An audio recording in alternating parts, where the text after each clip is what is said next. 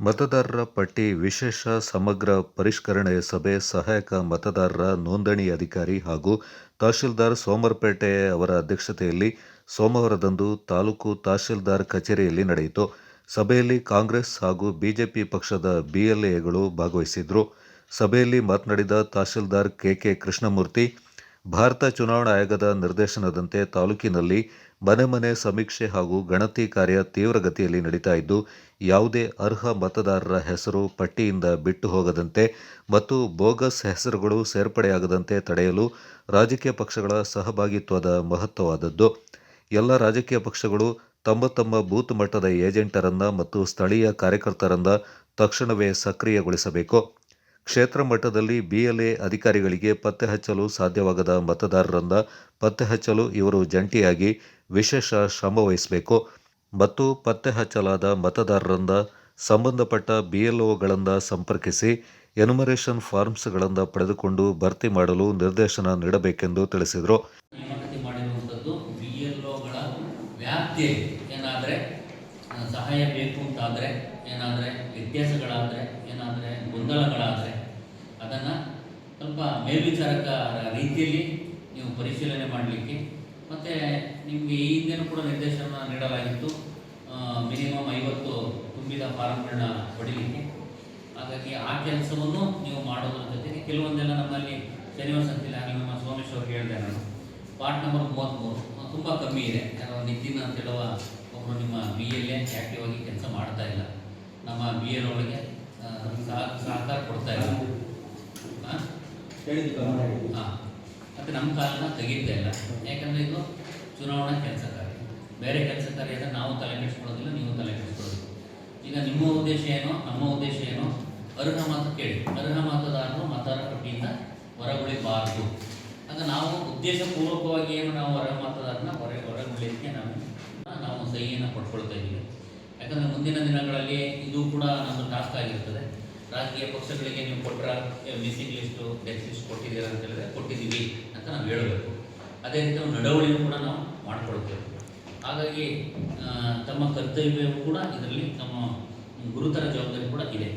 ಹಾಗಾಗಿ ಈ ವಿಚಾರದಲ್ಲಿ ಒಂದು ನಮಗೆ ಸಹಕಾರ ಮಾಡಬೇಕು ಅಂತೇಳಿ ಎಲ್ಲರೂ ಕೂಡ ತಾಲೂಕು ಸಹಾಯಕ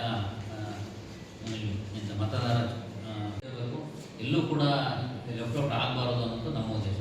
ಹಾಗಾಗಿ ನಾವು ನಿಮ್ಮ BLO ಮೇಲೆ ಸಾಕಷ್ಟು ನಾವು ಡಿಪೆಂಡ್ ಆಗಿರ್ತೀವಿ. ಅವರು ಕೂಡ ಗಂಭೀರವಾಗಿ ಕರ್ತವ್ಯ ನಿರ್ವಹಿಸೋದು ಅನಿವಾರ್ಯ ಆಗಿರ್ತದೆ. ಕೆಲವೊಂದು ಬೆರಳೆಣಿಕೆಯ BLOಗಳು BLAಗಳು ನಮಗೆ ಸರಿಯಾಗಿ ಸಹಕಾರ ಕೊಡ್ತಾ ಇಲ್ಲ.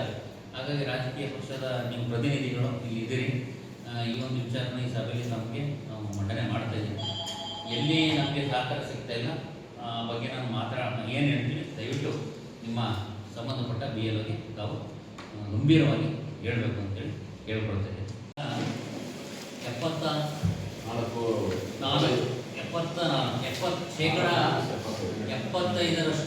ನಾವು ಎನ್ಯುಮರೇಷನ್ ಫಾರ್ಮನ್ನು ಮತದಾರರಿಂದ ವಾಪಸ್ಸು ಪಡ್ಕೊಂಡು ಅದನ್ನು BLO ಆ್ಯಪ್ನಲ್ಲಿ ಡಿಜಿಟಲೈಸೇಷನ್ ನಾವು ಈಗಾಗಲೇ ಮಾಡಿದ್ದೀವಿ. ಇನ್ನು 25% ಮಾಡಲಿಕ್ಕೆ ನಮಗೆ ಟಾರ್ಗೆಟ್ ಅಷ್ಟೇ ಇರುವಂಥದ್ದು.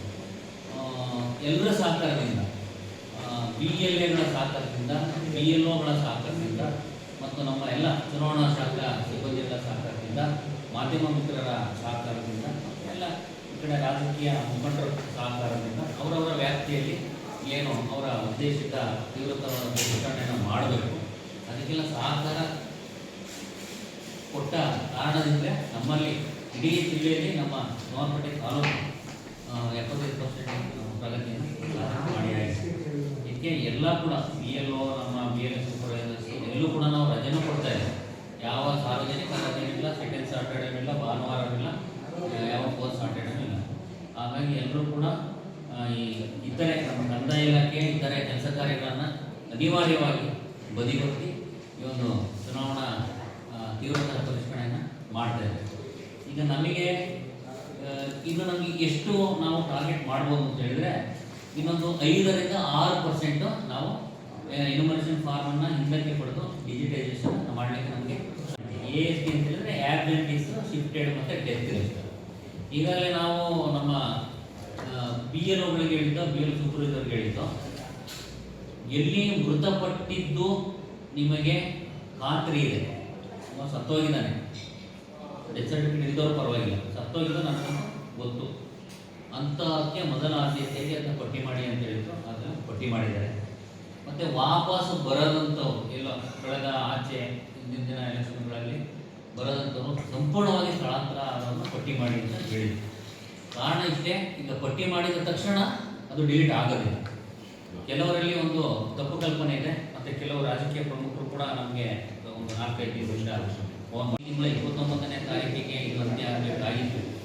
ಆದರೆ ಕೆಲವೊಂದು ರಾಜ್ಯದ ಭಾಗಗಳಲ್ಲಿ ಇನ್ನೂ ಕೂಡ ಕಾರ್ಯಕ್ರಮದಲ್ಲಿ ಬಿಎಲ್ಎಗಳಾದ ಮಹೇಶ್ ತಿಮ್ಮಯ್ಯ, ಸುನಿಲ್, ಸಂದೀಪ್, ರೂಬಿನಾ, ಎಸ್ಆರ್ ಸೋಮೇಶ್, ದರ್ಶನ್ ಜೋಯಪ್ಪ, ಪಟ್ಟಣ ಪಂಚಾಯಿತಿ ಮುಖ್ಯಾಧಿಕಾರಿ ಕೃಷ್ಣ ಪ್ರಸಾದ್, ಚುನಾವಣಾ ಶಿರಸ್ತಾರರು ಪಾಲ್ಗೊಂಡಿದ್ದರು.